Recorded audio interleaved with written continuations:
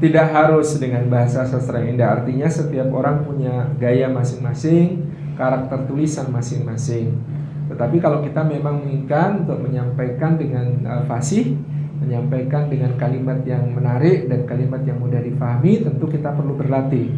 Ya, cara berlatih yang baik adalah memiliki benchmark. Benchmark itu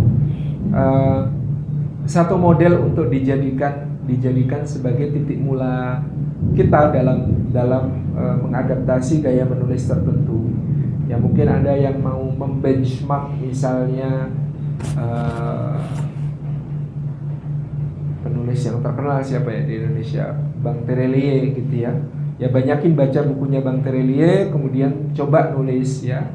Kemudian di waktu berikutnya perbaiki tulisan kita ya, bandingkan tulisan kita dengan tulisan benchmarknya, apa yang kurang ya, itu yang bisa kita lakukan. Dulu Benjamin Franklin itu melakukan benchmark terhadap sebuah buku berjudul The Spectator. Itu caranya, bukunya dia baca sampai habis, kemudian dia tulis ulang buku itu dengan bahasanya sendiri.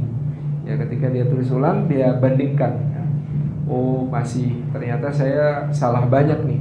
Akhirnya hasil tulisannya itu dia simpan dulu, kemudian dia mulai masuk ke buku lagi, dia baca lagi bukunya dengan lebih seksama, dia tulis ide tiap kalimat dan tiap paragraf, ya, dia tulis gitu ya, untuk nanti dia bekali untuk dia nulis sendiri. Selesai dia menulis semua pokok pikiran, kalimat dan paragraf, kemudian dia menyusun ulang buku tersebut.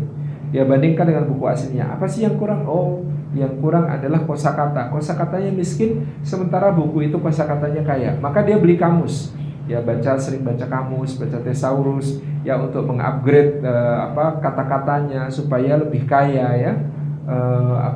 Supaya kemudian tidak monoton bahasanya ya. Itu dengan membaca-baca kamus, thesaurus dan sebagainya. Yang berikutnya yang dia lakukan, tulis ulang lagi. Jadi dari setelah baca kamus dia nulis ulang lagi.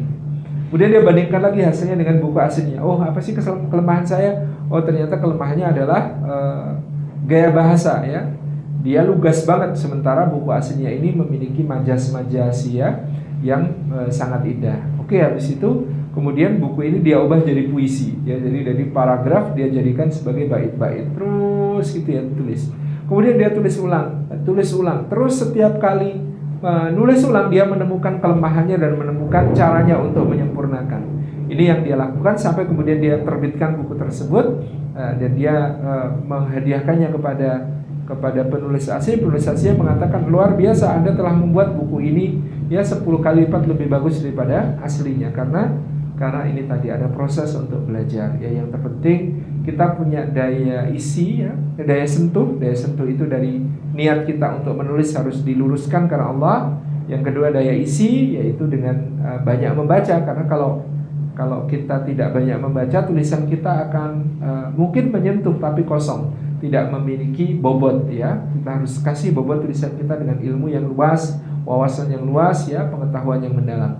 Kemudian yang terakhir adalah daya memahamkan. Ini jam terbang. Semakin sering kita menulis, maka insya Allah kita akan menemukan gaya tulisan kita dan berkarakter gitu ya. Insya Allah itu yang akan mudah dipahami oleh orang lain.